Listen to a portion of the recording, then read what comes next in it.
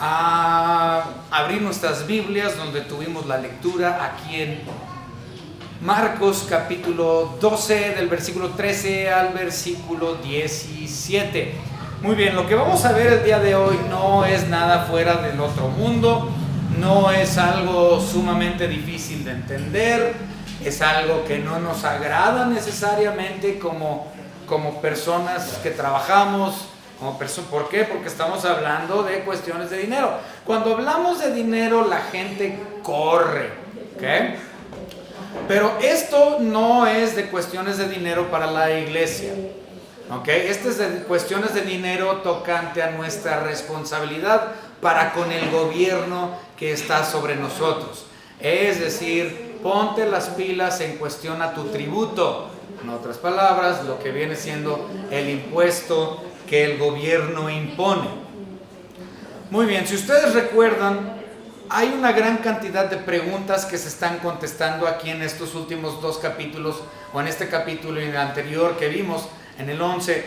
Y la semana pasada nosotros vimos una pregunta en cuestión a la autoridad. Bueno, fue lo último que vimos en el capítulo 11, la autoridad de Jesús. ¿Quién te dio permiso? Y Cristo Jesús habló acerca de su persona y quién le había dado autoridad, aunque no le respondió, pero estaba implícito que la autoridad venía del cielo.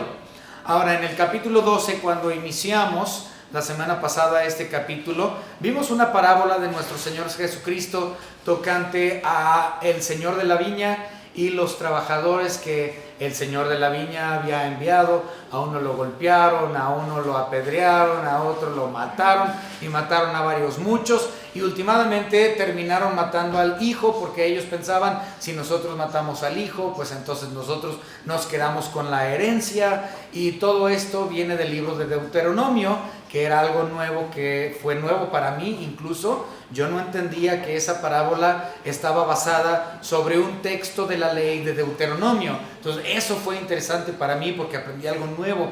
Pero ahora, entonces, y obviamente Dios estaba hablando acerca de los líderes. En esa ocasión, en la parábola, Dios estaba hablando acerca de los líderes religiosos, de los fariseos, de los que se supone que eran los meros dentro de la vida espiritual de Israel, y ellos mismos se dieron cuenta que que Cristo Jesús estaba hablando acerca de ellos, y pues se enojaron, ¿sí? Fíjense lo que dice el versículo 12. 12:12, y procuraban prenderle porque entendían que decía contra ellos aquella parábola. Entonces les cayó el 20, entendieron que ellos son la razón por la cual Jesucristo dio la parábola. Dijeron, nos está tirando a nosotros y lo odiamos más, y vamos ahora sí a matarlo porque está hablando a nosotros. Okay, y eso fue la semana pasada. Y recuerden que Marcos no menciona una sección. Hay una parte que sucedió aquí que Marcos se brinca. Vamos rápidamente a Mateo. Okay. Mateo capítulo 21, me parece. Ok. Sí.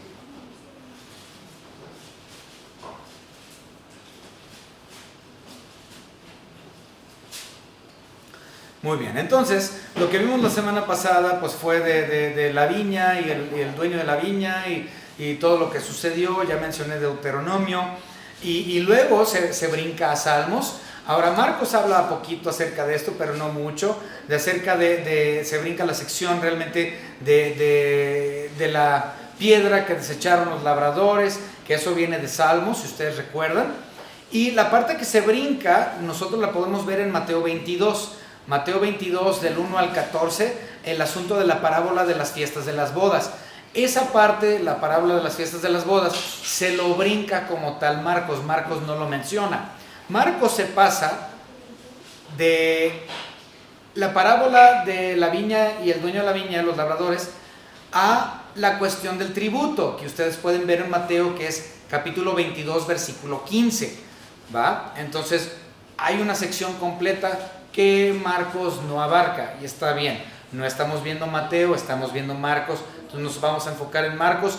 No vamos a tocar en este momento la parábola de la boda, sí relevante en este momento, pero nos vamos a la sección del tributo. Vamos a leer la versión de Mateo en cuestión al tributo y ahorita empezamos con una oración.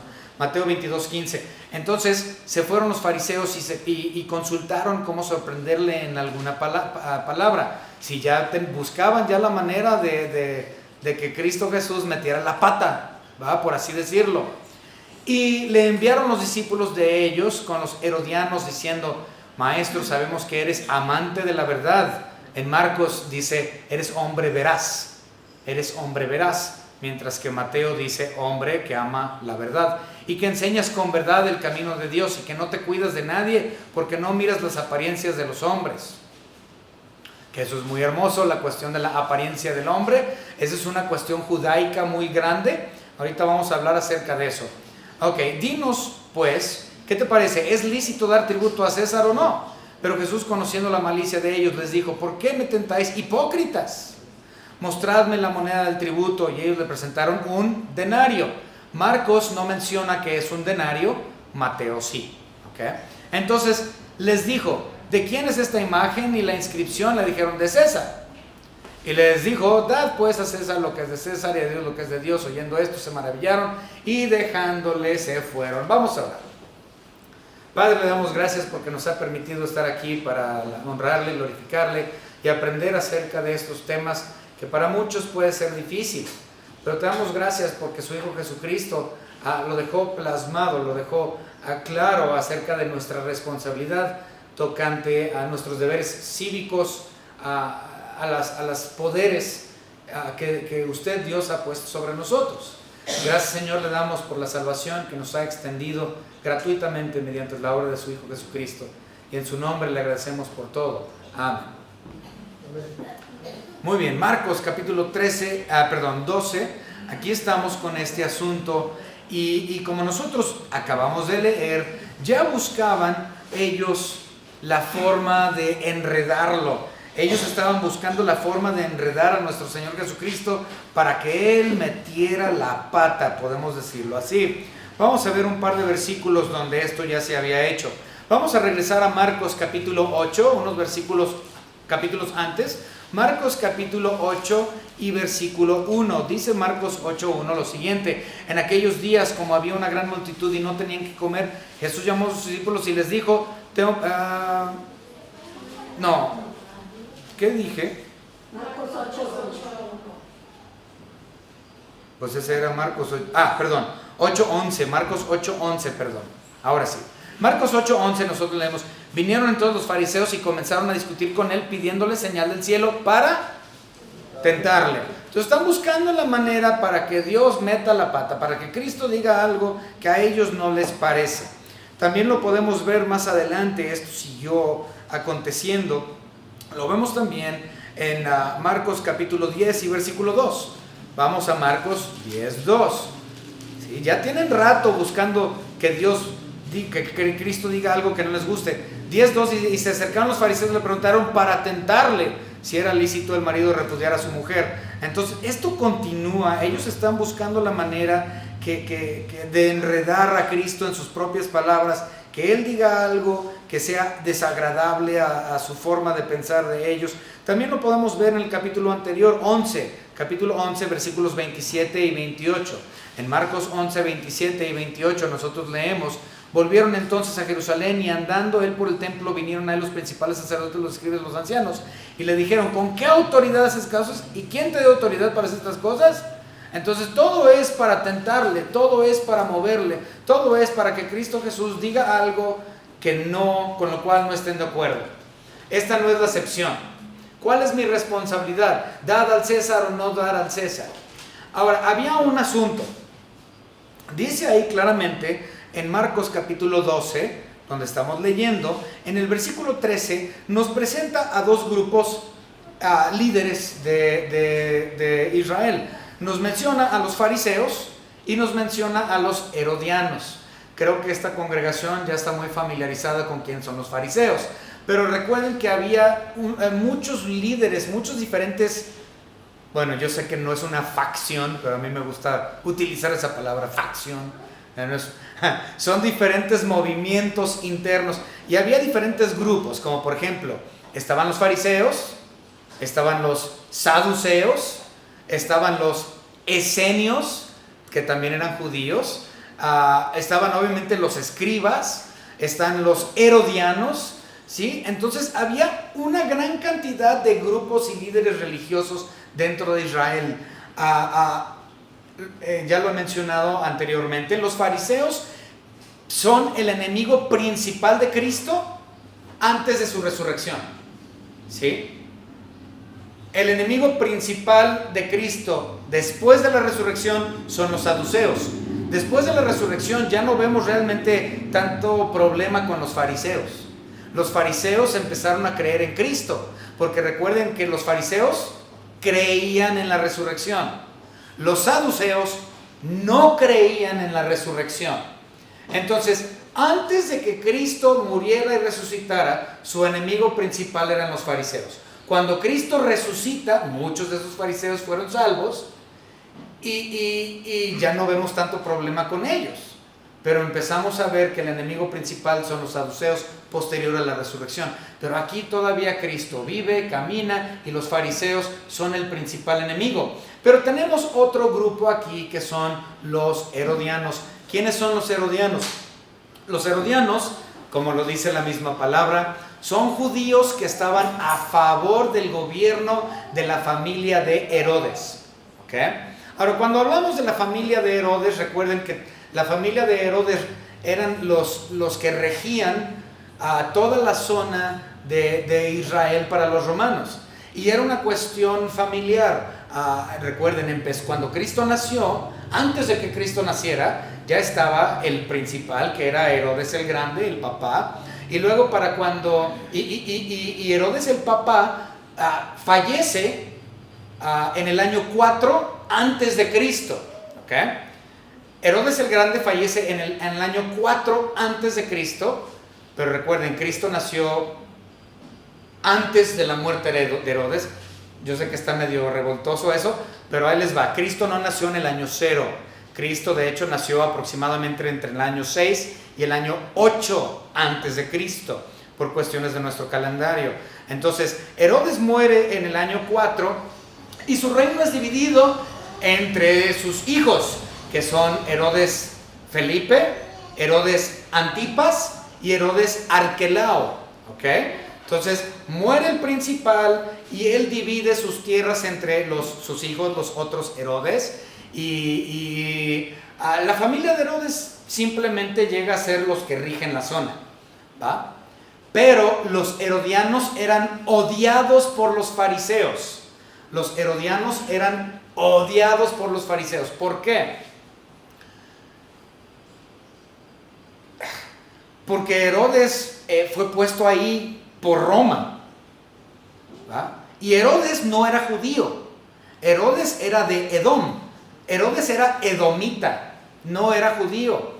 Tampoco era romano, era edomita. ¿Okay? Y Edom, si ustedes ven en la historia de la Biblia, se regresan al Antiguo Testamento, Edom siempre fue uno de los grandes enemigos de Israel. Israel odiaba a los edomitas. Históricamente, todo lo que venía de Edom era enemigo de Israel. Y de repente Roma decide poner a Herodes y a su descendencia como regidores de la zona. Y pues Israel dijo, no, ¿cómo que un edomita, nuestro enemigo de milenios, va a estar por encima y nos va a gobernar a nosotros como Israel? No. Entonces todos los judíos, en su mayoría, odiaban a la familia de Herodes y la burocracia y su reinado, y no querían ahí a los romanos. ¿Okay? Entonces, tenemos aquí a los fariseos que odiaban a Roma, odiaban a los herodianos, odiaban a Herodes. Y luego tienes... Y los fariseos estaban en contra de pagar tributo. ¿Cómo le vamos a pagar tributo a Roma? Odiamos a Roma, odiamos a Herodes, odiamos a todo este gobierno. ¿Por qué vamos entonces a pagarle impuestos? Era el punto de vista de los fariseos. Los herodianos, el otro grupo, estaban a favor de Roma, eran judíos, pero estaban a favor de Roma y a favor de la política de Herodes y a favor de la familia de Herodes. Entonces los fariseos veían a los herodianos como traidores a la patria. Ustedes son traidores. Y los herodianos estaban obviamente a favor de pagar impuestos. ¿Va? Entonces vemos aquí una unión rara. Vemos a dos enemigos, fariseos de un lado y herodianos de otro. Fariseos no estaban de acuerdo con Roma, ni Herodes, ni el impuesto, y tenemos su contraparte, los herodianos, que eran judíos, pero estaban a favor de Herodes y de Roma y del impuesto. Eran opuestos los fariseos y los herodianos, y normalmente se odiaban. Pero aquí tenemos algo que sucede. Recuerdan, hay un dicho muy bueno que dice: el enemigo de mi enemigo es mi amigo. Entonces los fariseos odiaban a Jesús y los herodianos odiaban a Jesús. Entonces entre ellos dijeron: pues tú odias a Jesús y yo también, entonces el enemigo de mi enemigo es mi amigo, entonces tú tienes que ser mi amigo. Se unieron los fariseos y los herodianos, que normalmente se odiaban, se unieron para tentar a Cristo. Y le preguntaron, le damos, ¿qué dices tú, Jesús? ¿A ti te gusta toda la verdad? ¿Te gusta la veracidad? O sea, le estaban haciendo la barba. ¿Por qué? Porque ellos querían que él contestara. Porque no importa cómo él contestara, o se iba a echar a un grupo encima o se iba a echar al otro. Si él decía, si Cristo Jesús decía, hay que pagar impuesto a César, entonces los fariseos se lo hubieran echado encima y hubieran dicho algo como: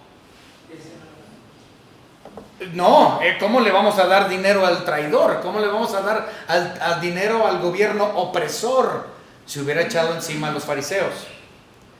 Ahora, si él hubiera dicho, no vamos a pagar nuestro impuesto a Roma, entonces, ¿qué hubiera pasado? Se hubiera echado encima a los herodianos, porque el herodiano estaba a favor y hubieran podido decir, ¿no quieres pagar tus impuestos? Entonces, no importa cómo hubiese contestado nuestro Señor Jesucristo, si por un lado se echaba encima a los herodianos, si por el otro lado se echaba encima a los fariseos. Entonces parecía que lo habían atrapado con esta pregunta: ¿pagas o no pagas impuestos? Y no importa cómo contestes, pues te vamos a crucificar. Cualquiera que sea tu respuesta, o va a ser a favor de un lado o a favor del otro, y el otro se te echa encima. Entonces era una pregunta capciosa que le habían hecho a nuestro Señor Jesucristo tocante a el uso del impuesto. Buscaban ellos cómo matarle a raíz de lo que él contestara. Dice el versículo 14: viniendo ellos le dijeron, maestro, sabemos que eres hombre veraz. La barba, le hicieron ahí la barba. Y que no te cuidas de nadie porque no miras la apariencia de los hombres, sino que con verdad enseñas el camino de Dios. Ok. Para eso de que tú no ves la apariencia de los hombres, es algo que los judíos tenían bien en grande. Dice la Biblia que ellos ensanchaban sus filacterías, todo para ser visto por los hombres, dice la Biblia. Búscame ese versículo, por favor, hermano Jorge, porque no lo apunté. Dice la Biblia que ellos ensanchaban sus filacterías, lo hacían grande para ser vistos por los hombres, es decir, se vestían bonito, exageraban su manera judía de vestir para que todos pensaran, mira, ese es bien espiritual, ve cómo está vestido. ¿Okay? De hecho, sí, ponte tu corbatita, como dice el hermano, no tienes tu corbatita puesta, eres un rebelde en contra de Cristo. Y esto ha continuado hoy. ¿Sí? Hay muchas congregaciones, lo mencionamos en la mañana, esas iglesias extremistas que te dicen, no, el hombre tiene que tener una camisa blanca de botones, no puede ser de color. El hombre tiene que tener su corbatita siempre, la mujer siempre tiene que tener su faldita, no se puede poner pantalón. Entonces todo es exterior, todo es para ser visto. Los judíos hacían lo mismo, las iglesias muchas hoy son igual. Tienes que estar, mira, peinadito bien, con tu vestidito bien, con tu pantaloncito bien, con tu corte bien, con tu corbatita bien. Entonces todas son cuestiones exteriores, ¿ok? Mateo 23:5. Vamos rápidamente a ver Mateo 23:5. Mateo 23:5 nosotros podemos ver pues que nuestro Señor hablaba en contra de estos que se hacen ver tan bonitos. Ok, Mateo capítulo 23 y versículo 5 dice la palabra de nuestro Señor, versículo 4 y 5. Porque atan cargas pesadas y difíciles de llevar. O sea, legalismo, se agregan cosas, leyes, que es difícil, y las ponen sobre los hombres de los hombres. O sea, nos dicen, tú tienes que ponerte la corbata, tienes que hacer esto, tienes que... ¿va? Pero ellos ni con un dedo quieren moverlas. Antes hacen todas sus obras para ser vistos por los hombres, pues ensanchan sus filacterías y extienden los flecos de sus mantos, y aman los primeros asientos de las cenas y las primeras sillas en las sinagogas. Estos son Cristo aquí estaba hablando de los fariseos. Los fariseos siempre se ponen al frente, siempre se visten, ensanchan sus filacterías, los flecos los hacen más largos, todo lo hacen para verse más espirituales. Las iglesias que mantienen este tipo de extremismo en cuestión al vestir sigue siendo muy activo hoy. Pero me parece que también, creo que es en 1 Samuel capítulo 16, me parece, hermano, búscamelo, donde dice, hay un ejemplo de nuestro Señor Jesucristo con David, que David no ve lo exterior del hombre. Cristo no ve el exterior del hombre, Dios no ve lo exterior del hombre, sino que ve el corazón, es lo que dice. Me parece que es 1 Samuel capítulo 16, tocante a David. Dios vio el corazón de David, y lo que no importaba era lo exterior. Dios le interesó y le importaba lo interior. ¿Sí? Entonces aquí los fariseos le están diciendo a Cristo Jesús, a nosotros entendemos, Jesús, que a ti no te importa el exterior del hombre como a nosotros los fariseos. A nosotros nos interesa que nos veamos bonitos y espirituales. Entendemos que a ti eso no te importa. Entendemos que tú ves el interior del hombre, y entendemos que a ti, Jesús, te interesa pues las cosas interiores, no las cuestiones exteriores, que siempre buscas la verdad. O sea, le tiraron la barba a nuestro Señor Jesucristo de forma grande, porque ellos mismos entendían que ellos eran simplemente bonitos exteriormente. Por esto Cristo Jesús mismo les dijo, ustedes parecen sepulcros blanqueados, blancos, bien bonitos por afuera, pero adentro no hay nada más que carne podrida, muerte. Interiormente ustedes no tienen nada, todo es exterior para ustedes, internamente siguen muertos. Ok. Entonces le hacen la barba a nuestro Señor Jesucristo al llamarlo un hombre veraz que nada más le importa las cosas interiores y no las apariencias como los fariseos hacían. Ok, muy bien, vamos a continuar. Entonces la pregunta aquí en el versículo 14 ¿es lícito dar tributo a César o no? ¿Daremos o no daremos? Bueno, obviamente la respuesta la da en el versículo 17. Dad a César lo que es de César, dad a Dios lo que es de Dios. Pero lo interesante es, versículo 15, antes de llegar a la respuesta de Cristo. Mas él, percibiendo la hipocresía de ellos, les dijo, ¿por qué me tentáis? Traedme la moneda para que la vea. Ya vimos en Mateo que la moneda es un denario.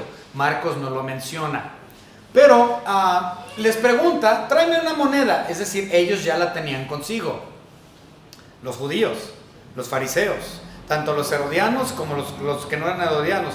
Y les dice, ¿tienes una moneda? ¿Tú cargas con una moneda? Enséñame la moneda. Le pasan un denario y él dice, ¿de quién es la imagen del denario? Dice, del César. Bueno, para ser específico, era César Tiberio. ¿Okay?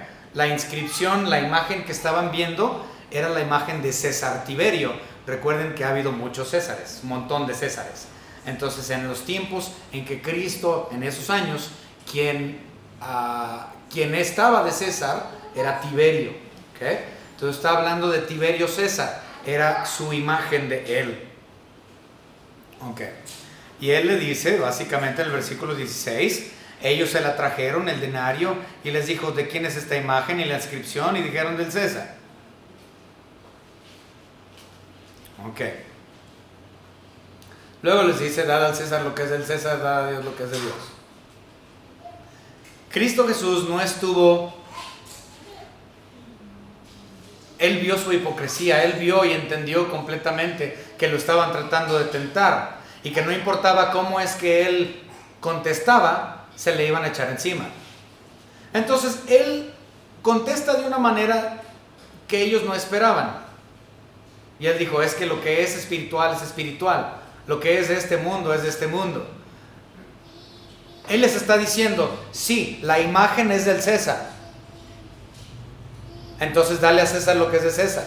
Pero ustedes se supone que han sido hechos a la imagen de Dios. Entonces, sí, en este mundo seguimos bajo las leyes impuestas sobre nosotros, que en este caso es Tiberio César, Roma. Pero ustedes tienen o son hechos a la imagen de Dios. Y si ustedes son hechos a la imagen de Dios, entonces espiritualmente yo debo darle a Dios lo que a Dios le pertenece. Es decir, todo. ¿Ubican? La moneda tiene la imagen del César.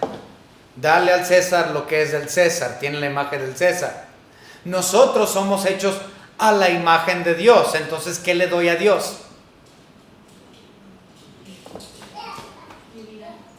Todo lo que yo soy. Eso es lo que él estaba tratando de decir. Y eso fue totalmente impactante para ellos, porque no se esperaban una respuesta así. Sí, esa es la imagen de César, entonces dale a César lo que es de César. Pero ustedes son hechos a la imagen de Dios, entonces dale a Dios lo que a Dios le pertenece.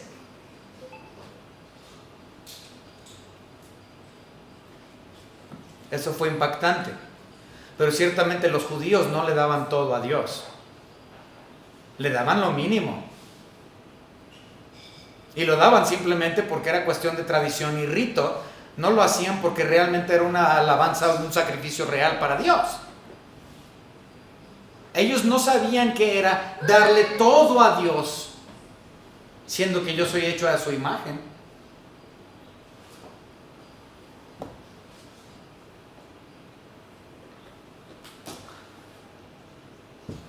Más adelante, Pablo dice algo muy interesante tocante a el gobierno. Vamos rápidamente. Ya saben dónde muchos de ustedes. Romanos, capítulo 13. Vamos a leer los primeros 5 versículos de Romanos, capítulo 13.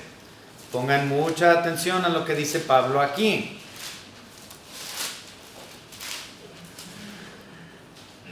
Hablando a la iglesia, es decir, nosotros, porque es una epístola a la iglesia. Sométase toda persona, es decir, usted y yo, toda persona, sométase toda persona a las autoridades superiores. ¿Quiénes son las autoridades superiores? Pues obviamente el gobierno municipal, el gobierno estatal, el gobierno federal, sea donde yo me encuentre. Y me someto tanto al poder legislativo, como al poder ejecutivo, como al poder judicial. Sométase toda persona a las autoridades superiores, que ya les mencioné cuáles son. Porque no hay autoridad sino de parte de Dios. Y las que hay, por Dios han sido establecidas. Wow, en otras palabras, estamos aquí bajo Morena, porque Dios estableció a Morena como el partido actual. Antes, por 80 años, reinaba el PRI. Y todos se quejaban, hasta los cristianos, es que el PRI. Pues aquí dice que Dios ahí los puso. Entonces todo gobierno, sea corrupto o no sea corrupto, ha sido puesto ahí e instituido ahí por la persona de Dios. Y dice la palabra de Dios que yo tengo que someterme a esas autoridades porque Dios me puso bajo la autoridad de ellos.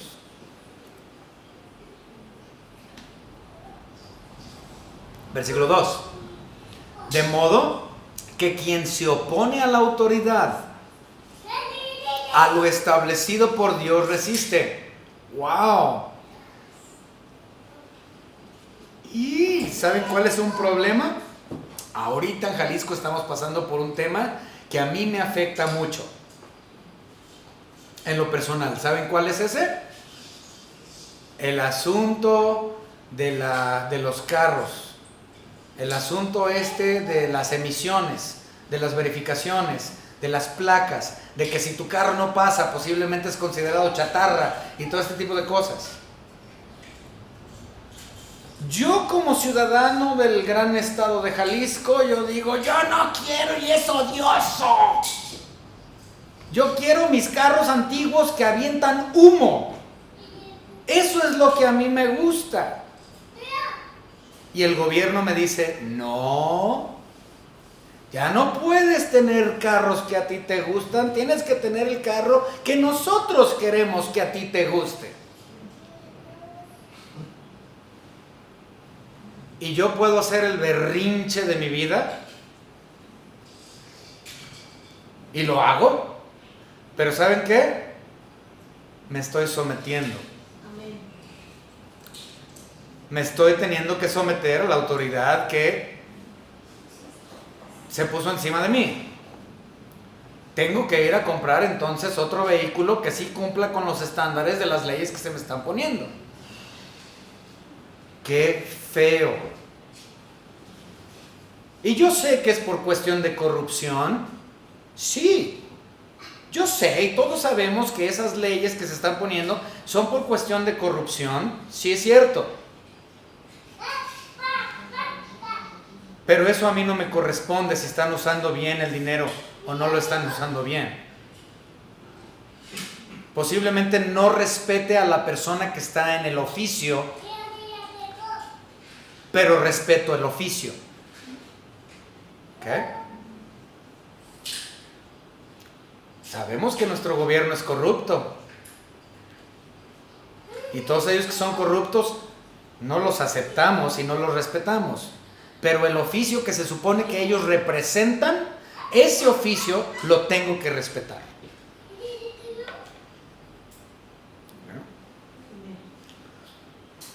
Entonces, si no me someto a esa autoridad y a esas leyes, dice el versículo 2, a lo establecido por Dios, ¿qué dice?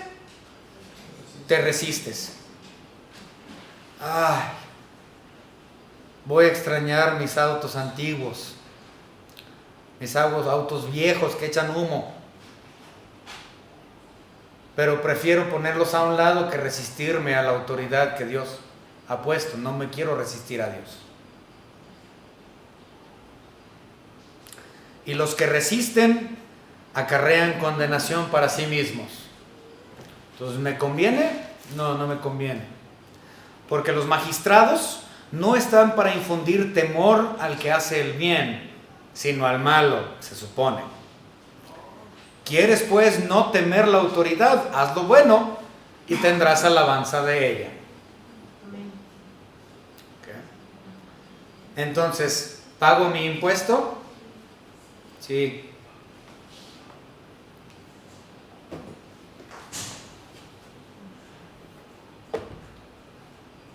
Lamento decir esto, pero es la realidad.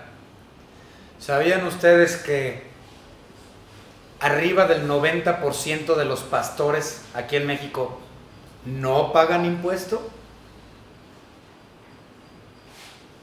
Arriba del 90% de los pastores en nuestro país no pagan impuestos. ¿Por qué?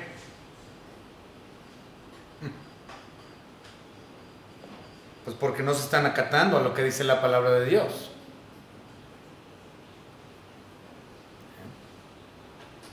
Este es un problema muy grande que muchos cristianos, y les estoy poniendo como ejemplo pastores,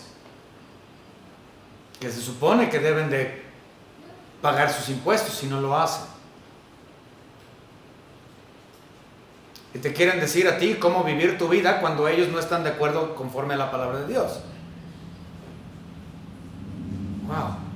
Hermano, si usted en su trabajo tiene que pagar impuesto, entonces ¿saben qué? El pastor que está al frente de la iglesia también tiene esa misma responsabilidad. Ahora, si nosotros observamos la palabra griega en el versículo 17 de nuestra lectura de Romanos 13, que dice dar al César lo que es de César, dar al Dios, en la palabra original en el griego, no puedo pronunciar la palabra, pero la palabra original en el griego para dar significa pagar deuda.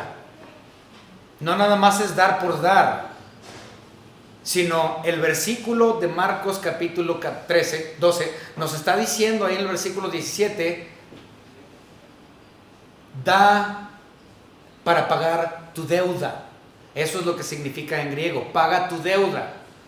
Eso es lo que es un tributo, pagar una deuda. Aunque no lo crean, eso es lo que es un impuesto, es una deuda. En el griego original esa es la palabra, paga una deuda, págale al César lo que le debes al César. Pues ¿qué le debo al César? ¿Qué hizo el César por mí para que yo le deba? O sea, yo no le debo al César nada. Ah, ¿no? Bueno, tus hijos tienen una educación. Hay primarias a donde fueron tus hijos, secundarias a donde ellos fueron educados, preparatorias, universidades. Bueno, ¿de dónde sale entonces esa educación? Pues del gobierno. Entonces, ¿el gobierno te ha bendecido? Pues si tus hijos fueron a alguna escuela en este país, tus hijos entonces fueron bendecidos y beneficiados por el gobierno de este país. Y las escuelas y la academia y los estudios no salen gratis. Los maestros cobran. ¿De dónde creen que ellos tienen sus ingresos? ¿Te gusta tener libertad de expresión? ¿Te gusta hablar abiertamente y tener toda la libertad de expresión? Bueno, si te gusta tener esa libertad, eso es porque se lo debes ¿a quién? Al gobierno. ¿Okay? Está en nuestra constitución como mexicanos. Oye, si te asaltan afuera en la calle y llega y un policía te ayuda y te salva del que te está tratando de robar, pues ¿quién crees que le paga a la policía?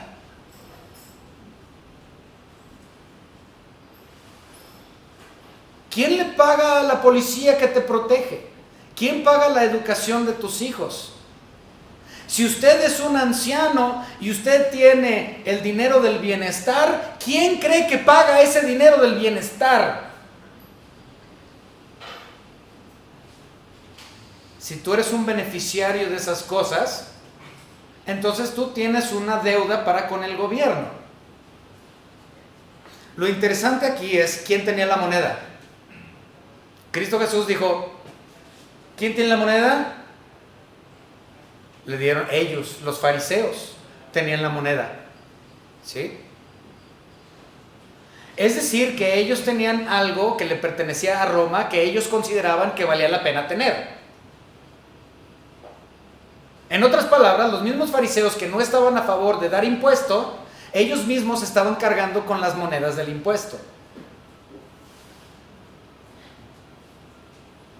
Entonces dices, ¿cómo puedo yo no estar de acuerdo con dar un impuesto, como en el caso de los fariseos, si yo soy beneficiario de la escuela, si yo tengo el beneficio de la policía, si yo tengo el beneficio de libre expresión, si yo tengo el beneficio de correos del Correos de México. ¿A ti te llegan cosas por correo, por paquetería? Todo eso es del gobierno. Entonces estás diciendo que aunque no estás de acuerdo con pagar impuestos, de todos modos considero que el gobierno vale la pena, aunque no le quiero pagar lo que le debo.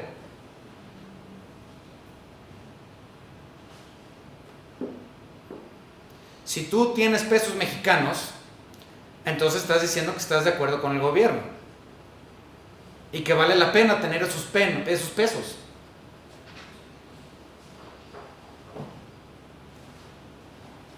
Si no crees en dar impuesto, entonces no lleves a tus hijos a la escuela. O sea, no, porque eso implica que estás de acuerdo con el gobierno. Si no estás de acuerdo con pagar tu impuesto, entonces no le hablas a la policía cuando se metan a tu casa a robar.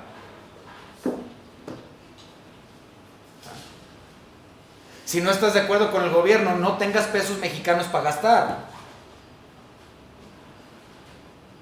Pero si los usas es porque estás de acuerdo y tienes una deuda, y como cristianos pagamos esa deuda porque nos sometemos a las autoridades que Dios ha puesto sobre nosotros, como dice Romanos 13. Es que debe de ser laico la separación entre iglesia y Estado y bla, bla, bla, bla.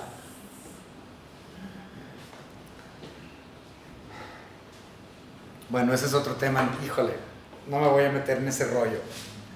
Pero el punto es, Dios estableció el gobierno en el Antiguo Testamento. Él estableció reglamentos del gobierno, cómo se debería de manejar. Dios es político. Dios es un Dios político. Y un día Dios va a reinar como Rey de Reyes y Señor de Señores a nivel global, como Rey político y espiritual, no teniendo una separación entre iglesia y Estado, porque serán lo mismo.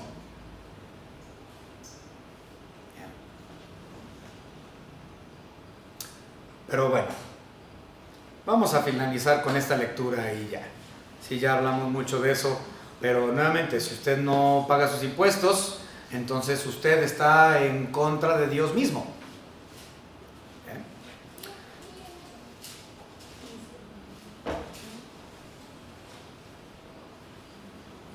Ok.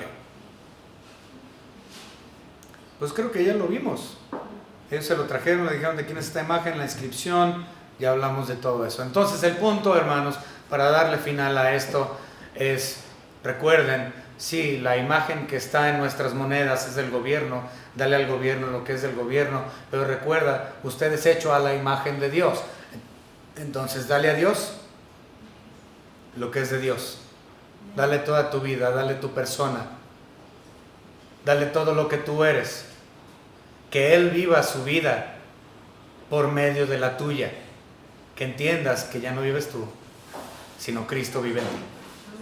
¿Okay? Nos vamos a darle todo a nuestro Señor y vamos a darle al gobierno lo que le debemos.